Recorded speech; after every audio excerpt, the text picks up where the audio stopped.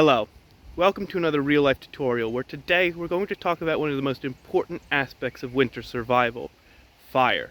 Specifically, we're going to discuss one of the easiest ways you can get one started. Now there are plenty of materials that will catch fairly easily in the right conditions. Brush, certain herbaceous plants, reeds, even leaf litter.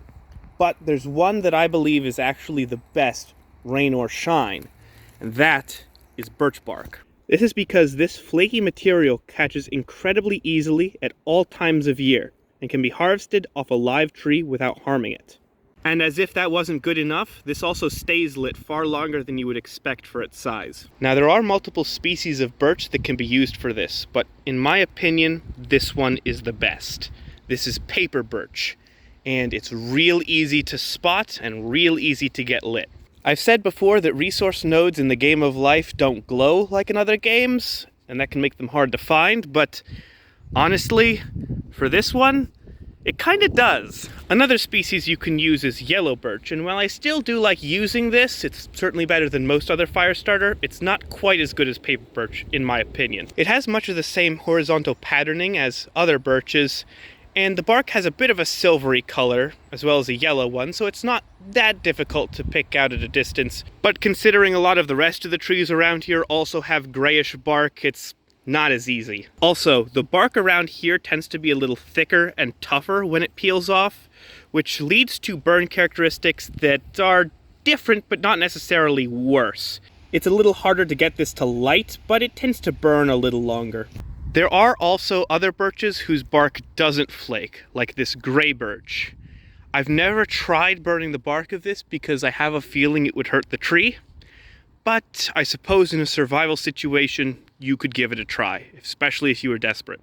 Speaking of which, taking the outer bark, especially the wispy parts that are already falling off of the paper birch tree, doesn't really harm it in any way.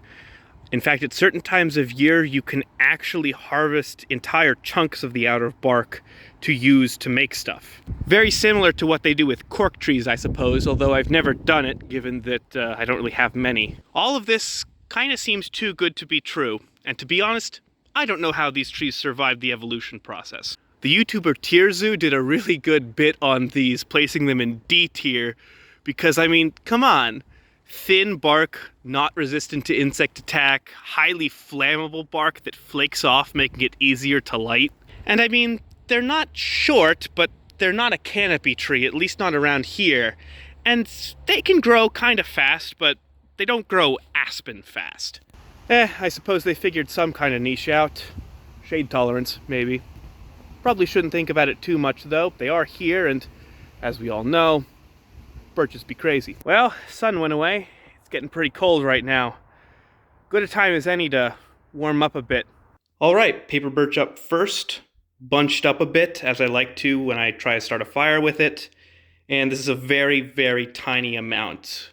If you were actually trying to make a fire for camping, I would suggest using 3 or 4 times this amount. And that's just talking about campfires for fun. If your life depended on the fire in a survival situation, you would want to use at least a fistful.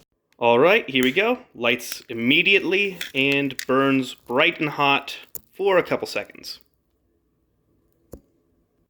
All right, yellow birch bark up next, and it takes a little bit longer to get lit. It's not as violent of a reaction, but it does stay lit, at least for now. What is going to happen is it's not going to be able to sustain the burn for the whole length of the birch bark, but if you had more of it in a campfire, chances are it would have already gotten a bunch of other stuff on fire by now. Here's a slow-mo shot of the paper birch going up. Man, if you weren't already convinced, there you go. Even in exceedingly windy conditions where the lighter will go out almost immediately upon striking, paper birch will sometimes still be able to light. Anyway, that's about it for this tutorial.